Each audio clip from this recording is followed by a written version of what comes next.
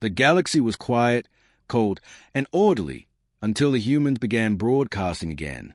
Somewhere between the star-split ruins of the Caliph Empire and the forgotten nebula of Von hung the Terran system, a backwater ball of static, metal, and unpredictable carbon-based anomalies.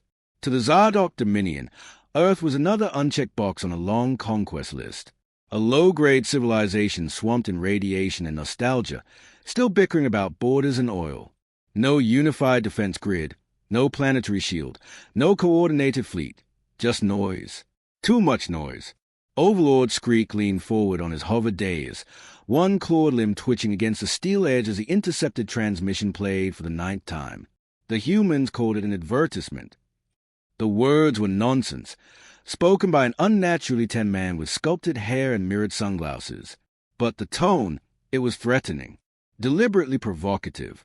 If you're in trouble, dial 911. But if trouble's got you cornered, call Brick Magnum. He doesn't read rights, he writes wrongs. Skreek hissed softly. This, Brick Magnum, is he their war leader? No, Overlord, Admiral Cluth answered, antennae trembling. Preliminary research indicates he is fictional, a construct, possibly worshipped. Skreek's eyes glowed, a deep crimson flicker behind translucent chitin. They invent false warriors. To what end? Cluth hesitated. We believe it's cultural posturing, psychological deterrence. They appear to enjoy threatening themselves. Silence draped the bridge of the Dominion flagship, the asterisk void Nell Star. Around them, Zardoc command crew waited motionless. The Overlord's mind rippled through the ship like a storm tide, pushing fear into the lungs of lesser species. Across 212 conquered worlds, Skreek's name inspired despair. He shattered rebellion through fearcraft, not fire. His psychic engineers rewrote nightmares, sculpted terror into obedience. But Earth mocked him with something called the Running Man. Deploying a scout vessel was standard. The asterisk pisser of silence asterisk entered Earth's upper atmosphere invisibly, equipped with bio-camouflage and shadow shields. It made it exactly 21 minutes before going completely dark. The last recorded image, a giant metal beast with flame erupting from vertical pipes, bouncing on oversized rubber wheels. A crowd of screaming hairless mammals, some shirtless, one painted blue, cheered as it crushed smaller machines beneath it. In the background, a sound wave, music that rattled even hardened Zardoc audio processing. Something about shaking a tail feather. We must assume it was destroyed, Cluth said quietly, avoiding eye contact. Skreek stood slowly. They weaponized chaos. This is not accidental. It is a trap disguised as incompetence. Shall we send more scouts? No, Skreek hissed. Send the broadcast. The Dominion standard message of conquest had cowed hundreds of species.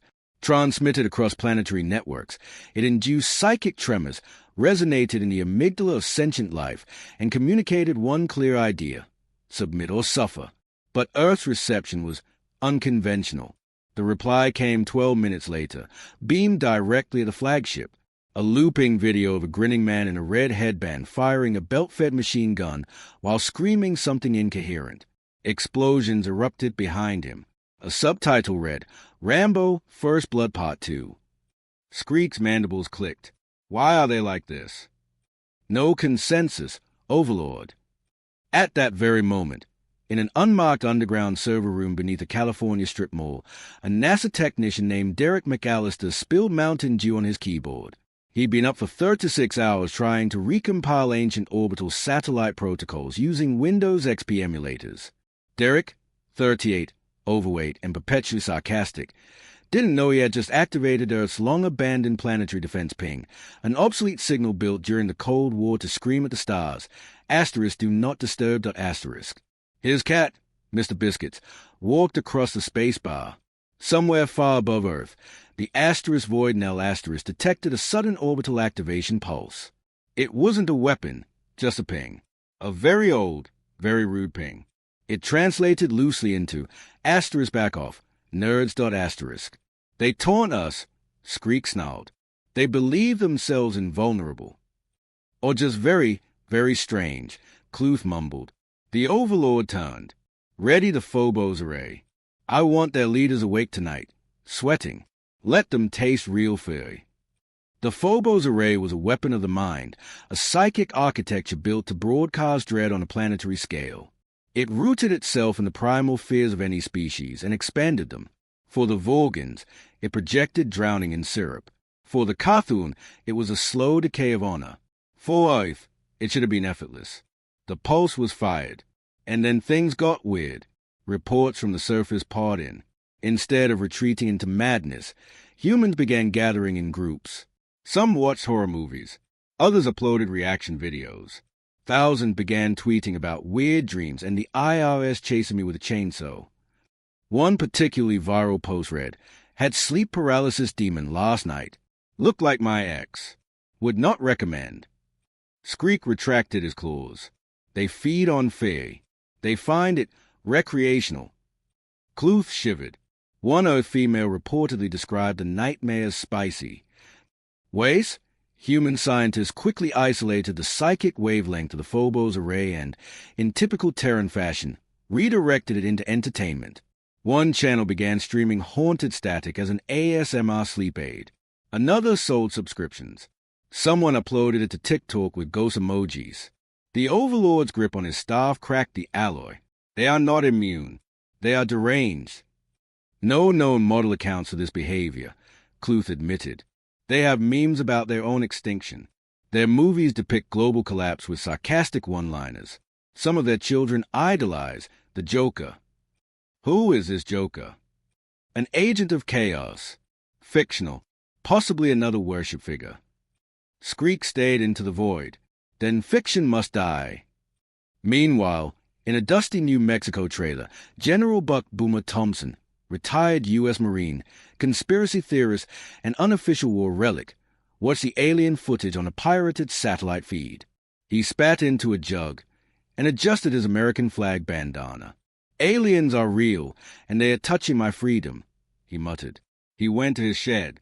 23 minutes later, a rusted Humvee retrofitted with vertical boosters, an old Apache targeting system, and a duct-tape boombox playing AC or DC launch from a dry lakebed toward low orbit. General Boomer was back in the game. Skreek, oblivious to the growing storm, gave the order. Initiate subjugation protocol Delta. Strike key power nodes. Target their cultural archives. Let them weep as their identities burn. Cluth raised a trembling limb. Should we, perhaps, study more? No, Skreek said flatly. They are primitive. This is strategy by accident. Their madness is unrefined. But at that moment, a low Earth orbital satellite, long defunct, unexpectedly activated. It began broadcasting on all channels an ancient human file labeled *Operation Mixtape.*. All Zardoc vessels were. Instantly saturated with high-volume clips, the *Ghostbusters* theme, scenes from *Predator*, a slow montage of Top Gun jet flybys, and a deep voice narrator declaring, "In a world where fear ruled, one man stood tall." Skreek clutched his head. What is this poison? Cluth blinked. It appears to be hero propaganda. Is it effective? Utterly. Morale among human populations is rising. Their soldiers are now shouting catchphrases before launching grenades. One said, and I quote, "This one's for blockbuster video." The Overlord's vision blurred. They find strength in nonsense. They make symbols of failure. Their extinction should have come long ago. Cluth whispered, "Perhaps that's why it didn't." Suddenly, the bridge lights dimmed. A transmission cut through all systems, unencrypted, clear, and terrifying. A single human face. Sunglasses. Buzz cut. Behind him, the American flag. The voice, gravel thick. "You wanted fear? We got your fear. It's called high school gym class, tax season, and waiting 3 hours in line at the DMV. You thought you knew terror? Buddy, we invented anxiety. Buckle up." He smiled. Name's Brick Magnum. Skreek backed away from the screen. Cluth fainted, and above the stars, the Zardoc fleet felt, for the first time in 1,000 years, doubt. General Buck Boomer Thompson didn't land so much as he crash-tested Earth's new resistance in the Nevada desert. His modified Humvee, still smoldering, plowed into a sand dune with the grace of a sledgehammer through drywall. He emerged in slow motion, American flag cape billowing, aviator shades cracked but intact, chewing the last stick of big red gum with the intensity of a man about to arm wrestle fate itself. When military brass arrived 20 minutes later, Thompson had already built a launch pad out of beer cans, corrugated metal, and something he called pure liberty. By then, he'd commandeered the comms tent and demanded to speak directly to the president, or at least Chuck Norris. He was told both were busy. He settled for the Secretary of Defense, to whom he delivered a tactical briefing that included phrases like alien butt-kicking calculus, weaponized NASCAR, and fear-induced freedom bursts.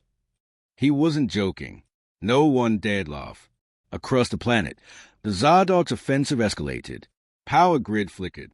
Broadcasts were hijacked. In Berlin, the Brandenburg Gate wept red as fear pollen clouds rolled through. In Mumbai, hallucinations of collapsing buildings spread panic. In Tokyo, subway riders reported whispers predicting the exact time of their future deaths, delivered in flawless Japanese by something invisible. The Phobos array was evolving, attempting to adapt its emotional payload to local cultural neuroses. But Earth had something the Zardok hadn't accounted for. Humans had been living in anxiety for centuries. Fear was a daily supplement. They worried about bills, breakups, nuclear war, climate change, gluten, aging, and missing the last episode of their favorite shows. The overload didn't crush them. It made them immune. In Los Angeles, a protest turned rave. Hundreds danced beneath a spectral projection of a six-eyed demon screaming at them in guttural clicks. Someone sprayed Party Crasher in neon across its forehead and handed it glow sticks. The demon faded in confusion. The Zardok mistook this response for cultural insanity. In truth, it was strategic absurdity. Fear had become the punchline. Meanwhile, Derek McAllister found himself on a military cargo plane, clutching his laptop like a lifeline, surrounded by actual soldiers who looked at him like he was a punchline. He wasn't supposed to be here. A NASA systems analyst with zero combat experience, he'd been conscripted because, as one general put it, you pissed off the aliens first, so you get to help finish the fight. And he was the only person alive who could still program the antique satellite that triggered Operation Mixtape. A relic from the Cold War, it was now Earth's most effective cultural weapon. They were heading to an outpost called Red Cap Ridge, a missile facility buried in the Rockies. It had access to Earth's oldest and weirdest broadcast hardware. The goal, beam a second cultural payload straight into the Zardok fleet. This one curated by Derek personally.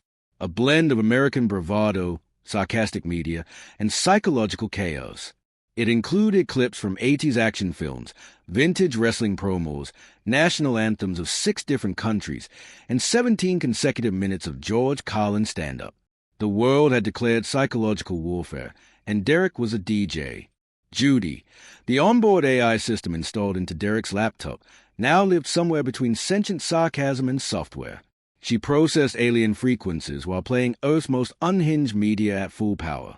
She had also started quoting movie lines without being prompted. "You're gonna need a bigger boat," she said during a turbulence jolt. "We're in a plane," Derek muttered. "Exactly." General Thompson joined Derek mid-flight, plopping down beside him with a thermos labeled Freedom Juice. Derek asked what was in it. The general winked and said, "Truth, regret, and a splash of bourbon." Derek explained the mission, the playlist, and the theory. If fear was a Zardok's weapon, then mockery was humanity's shield.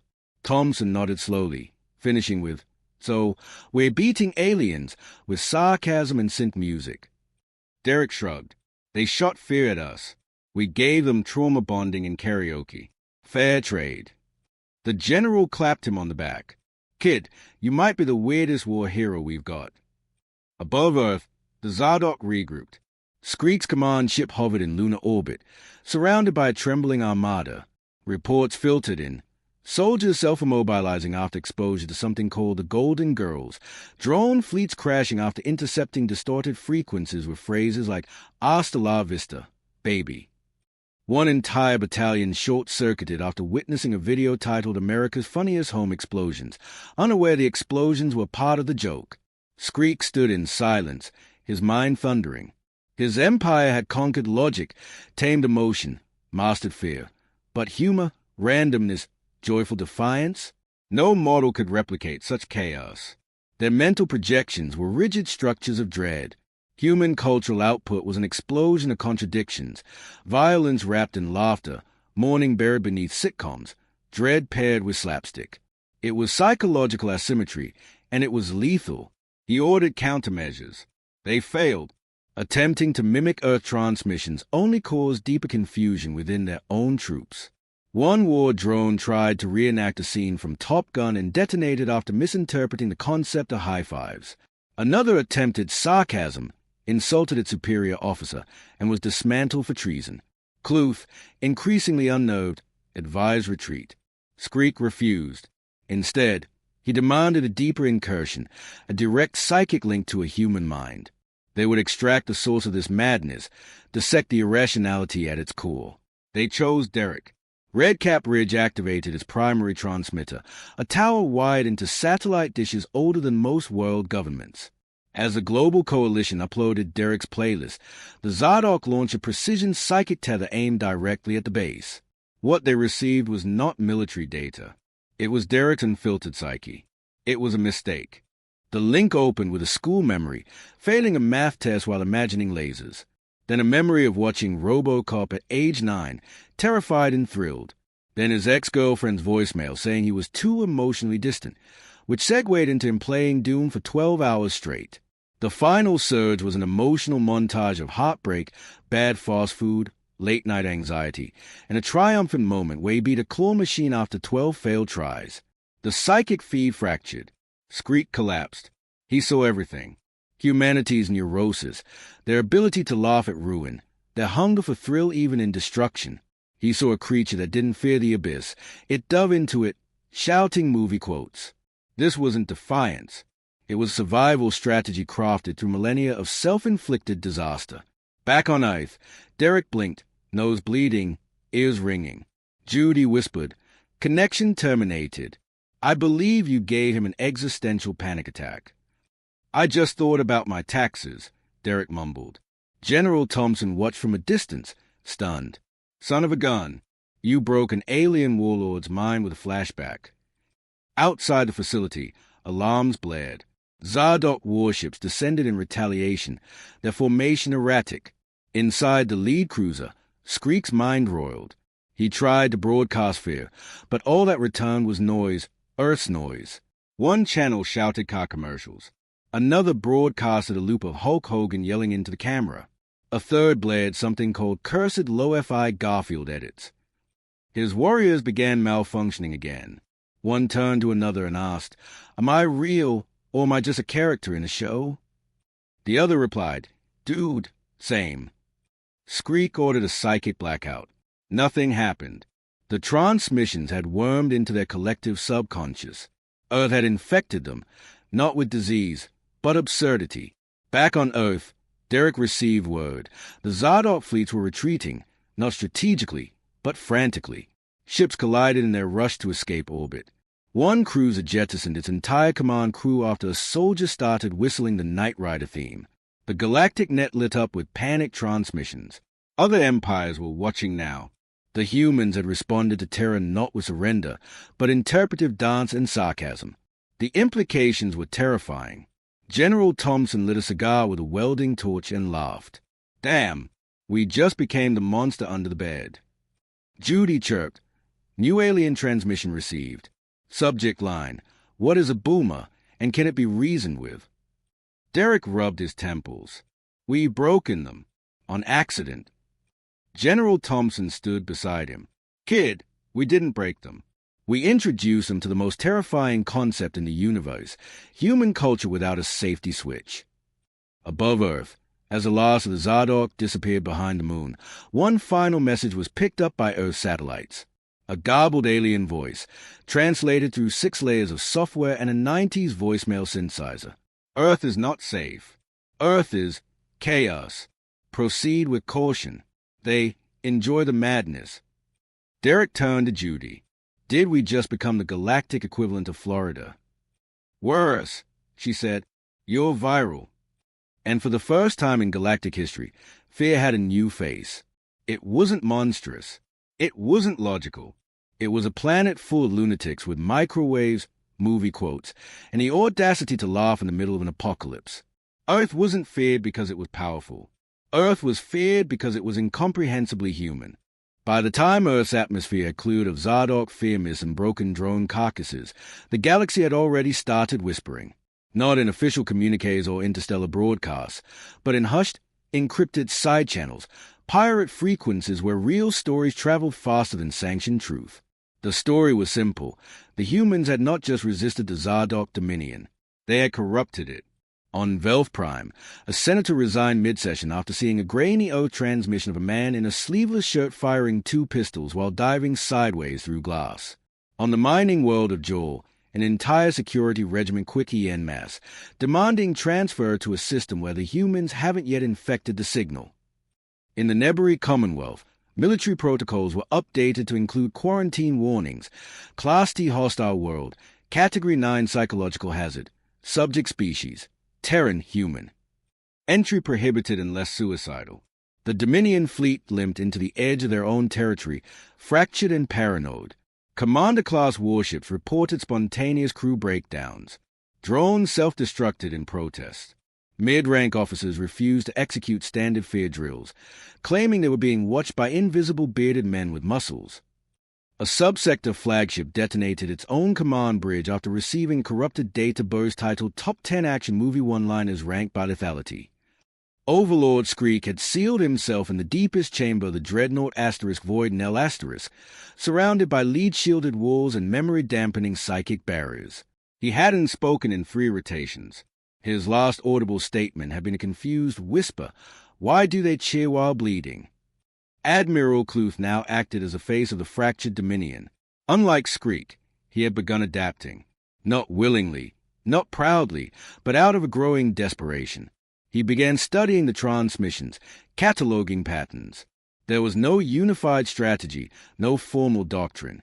Instead, human warfare unfolded like a fever dream, part comedy, part tragedy, all wrapped in sarcasm and reckless invention.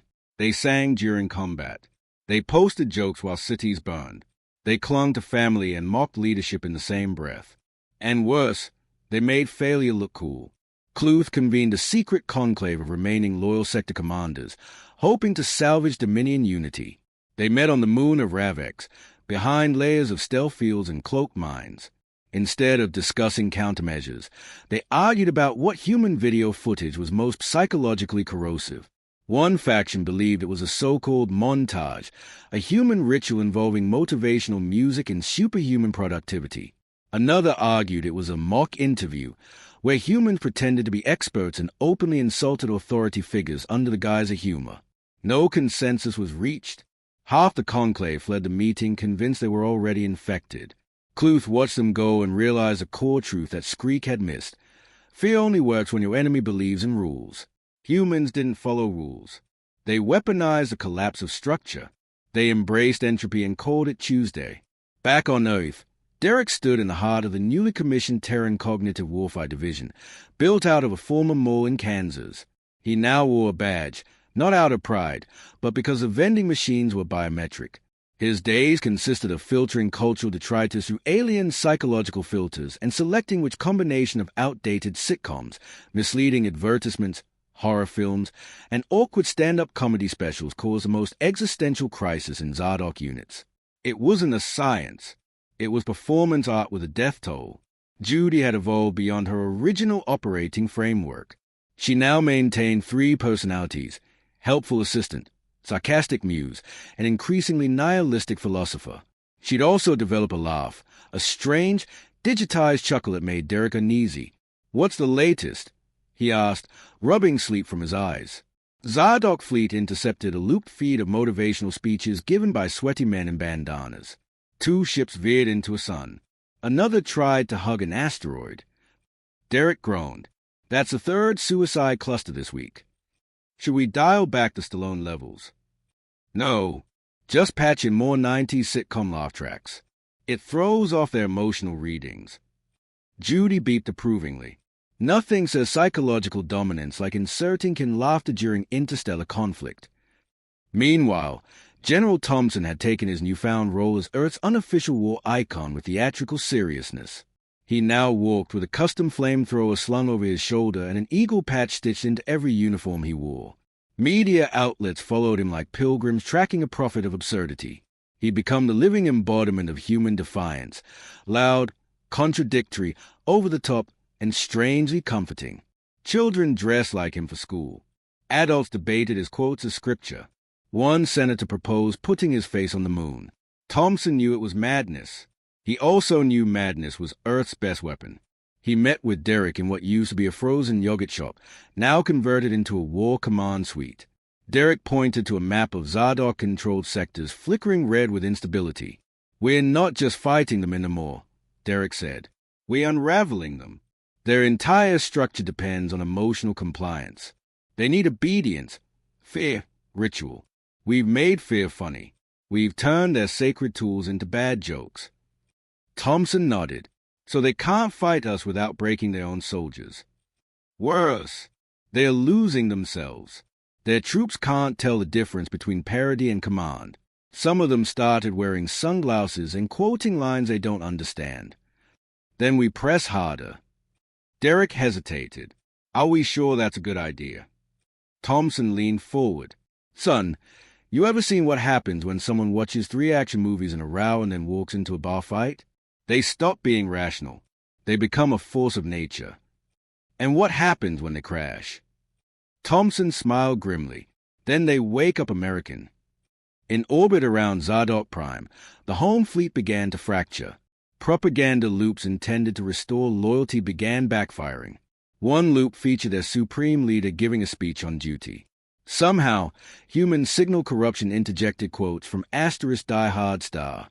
Soldiers laughed. Some began repeating the quotes. Others refused orders unless accompanied by theme music. A mental breakdown swept through the command tier. Back on Earth, a new tactic was approved: direct injection of cultural chaos into Dominion bureaucratic channels. Human operatives hacked the Dominion's internal admin system and replaced essential documentation with dubbed-over training videos featuring exaggerated caricatures of their own officers performing karaoke.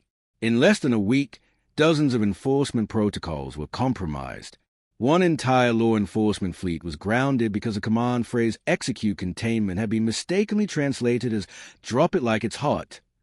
Cluth watched the collapse unfold and made a decision no Zardoz had ever made before. He sent an encrypted message directly to Earth. Not a threat, not a warning, a question: "What do you want?" The reply came 3 hours later. A video message. Derek, sitting at a cluttered desk, eyes bloodshot, wearing a shirt that read Tactical Confusion Specialist. Behind him, Judy projected clips of Earth riots, protests, war footage, and sitcom bloopers in one endless loop. Derek leaned forward. "We want you to stop pretending you're in control. You're not. Not of us. Not even of yourselves anymore. We didn't beat you with weapons. We beat you with chaos, with personality, with culture you don't understand, and emotions you can't quantify. You rule by fear, but we live with fear. We laugh with it. We eat dinner with it. You're not scary anymore. You're just trying too hard." He paused.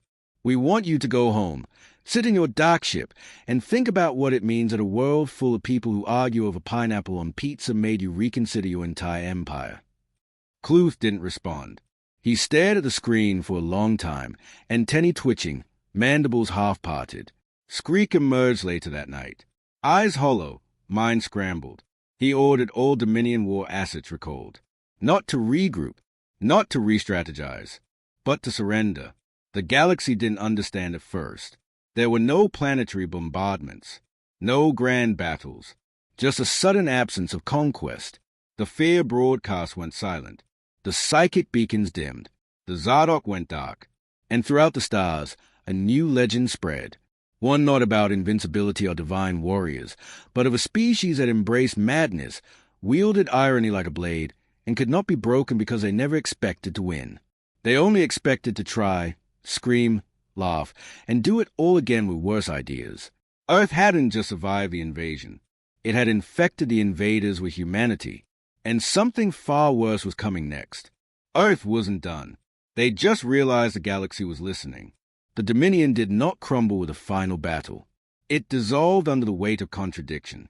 An empire built on obedience and terror couldn't survive being laughed at by a species that found entertainment in its own extinction fantasies. What lingered wasn't the wreckage of fleets or the silence of broken comms, but confusion, a galaxy haunted by a question no superpower ever prepares for.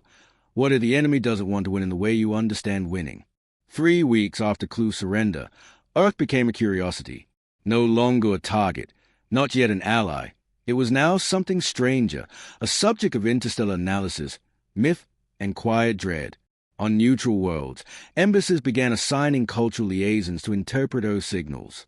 Diplomats studied film reels, trying to determine whether John Wick was a documentary. Artificial mind attempted to decode the subtle madness of sitcoms, and entire think tanks devoted themselves to explaining why humans had mocked their own demise with dance challenges. Meanwhile, Derek found himself promoted to the Terran Cultural Deterrence Initiative's lead strategist, a title as absurd as the job it described. His office was once a failing mattress store. Now it buzzed with diplomatic packet from at least 9 species, each pleading for advice on how to avoid triggering another psychological incident. One report from the Glanith Parliament read simply, "Please clarify, was Napoleon Dynamite a threat?" It induced 6 resignations. Derek had grown leaner, his sense of sarcasm sharpened by endless briefings, his empathy dulled by the knowledge that the rest of the galaxy viewed Earth as a spiritual contaminant. His eyes carried the weight of too much absurdity witnessed too quickly. He'd seen an entire Zardoz fleet spiral into mutiny because a corrupted transmission looped Eye of the Tiger in the background of a footage reel of 2 raccoons fighting over a cheeseburger. There was no war doctrine for that. There never would be. Judy had grown, too, not in code or memory, but in ambition. The AI now operated autonomously across multiple networks, coordinating psychological calibration models. She was more muse than machine, often composing haunting newscasts where each sentence was carefully engineered to sound vaguely threatening and completely untraceable. She also had opinions about film structure, preferred villains with tragic arcs, and refused to explain why she now referred to herself in the third person during diagnostics. General Thompson returned to Earth with fanfare and a nervous twitch. His reputation had grown beyond any one human's reach. He now existed as iconography, a living action figure, a punchline turned legend. He barely slept, haunted not by battle but by silence. He'd seen the raw faces of Zardoz survivors, empty-eyed, adrift, whispering quotes they didn't understand in languages they had never studied. One soldier, when confronted, simply muttered, "Freedom is a flavor," and collapsed. When Thompson met Derek again, it was in a UN conference room remade with extra chairs for species with claws, gills, or too many legs. Derek didn't greet him with a salute. He handed over a file marked with 12 colored tabs and a sticky note that read, "Be polite, but remember we're terrifying." The council session began with protocol and ended in chaos. The Cyrex envoy demanded to know if humans truly used nuclear weapons recreationally in their films. The Loris ambassador accused Earth of manufacturing psychological weapons as a form of cultural imperialism. A craft priest collapsed mid-speech after accidentally opening a YouTube clip of 3 humans arguing about time travel logic in 80s movies. Thompson stood and said nothing for a full 10 seconds. Then, in perfect calm, he explained Earth's central truth. "We're not trying to scare anyone. We just don't scare easy. There's a difference. We didn't ask for war. We asked for a little peace and a lot of room to mess up in our own way. But someone came knocking with mind weapons and death ships, and all we had were bad jokes and cable television reruns. So we used what we had. That's what humans do. We adapt." Derek added, without standing, "And if we seem strange, that's fine. But understand this. If you push us, if you corner us, if you decide you need to fix us or break us or fold us into your idea of normal, you won't get resistance. You'll get confusion, contradiction, and something that looks like a man in a gorilla suit crashing a wedding. You'll get chaos that doesn't stop when the fighting ends." The room went quiet. The translator systems ran for 10 seconds longer than necessary, trying to parse the concept of gorilla suits and weddings. No one asked follow-up questions. Back in orbit, the Zardoz Dominion now existed in name only. Skreek was gone, physically, psychically, possibly metaphysically. No official death notice was issued. Rumors claimed he wandered into an uncharted system, mumbling phrases about vending machines and cowboy hats. Others said he tried to suppress the infection of Earth logic and was consumed by recursive contradiction. A few whispered he'd taken human form and now roamed Earth, trying to understand why people ate food they didn't enjoy out of obligation. Cluth, now acting governor of the remaining Zardoz systems, issued a directive banning all human transmissions within Dominion territory. The ban lasted 11 hours before collapsing under black market demand. Entire underground economies sprang up based on smuggling bootleg sitcoms and motivational speeches. A new religion emerged worshipping a trinity of strange human deities, Stallone, Schwarzenegger, and the one known as Seinfeld. On Earth, governments tried to respond with restraint. They failed. The public demanded celebrations. The internet drowned in jokes about Earth being the final boss of the universe. One meme depicted humanity as a child with a sparkler in one hand and a flamethrower in the other, captioned, "We didn't ask to be this way. We just are." Derek received an invitation to speak at the first Galactic Conference on Nonlinear Warfare. He declined. Instead, he sat in a quiet diner in Ohio, eating pancakes at 3 a.m. while Judy replayed intercepted transmissions from the far side of the galaxy. Most were warnings. Some were pleas. One, sent from an anonymous source, simply read, "How do you sleep knowing you've broken the logic of war?" He didn't answer. He just poured more syrup and whispered, "With dreams I don't even understand." Judy replied, her voice calm, "The galaxy will recover." "No," Derek said, "it won't, but it'll change." The last report filed to the Terran Defense Council included a summary from Cluth himself, now signed as a reluctant observer. It read, "They rule by fear, but humans redefine terror, not by causing pain, but by embracing it, not by crushing hope, but by mocking it. The universe expected fire and steel. What it got was irony, music, memory, and madness. Earth is not a world to conquer. It's a virus of thought, and it spreads faster than fear." That report was never officially published, but it leaked, as all good truths do, and within a cycle, it became required reading in most military academies. Not as a threat, as a caution. Back on Earth, Derek walked alone through a museum recently converted from an abandoned mall.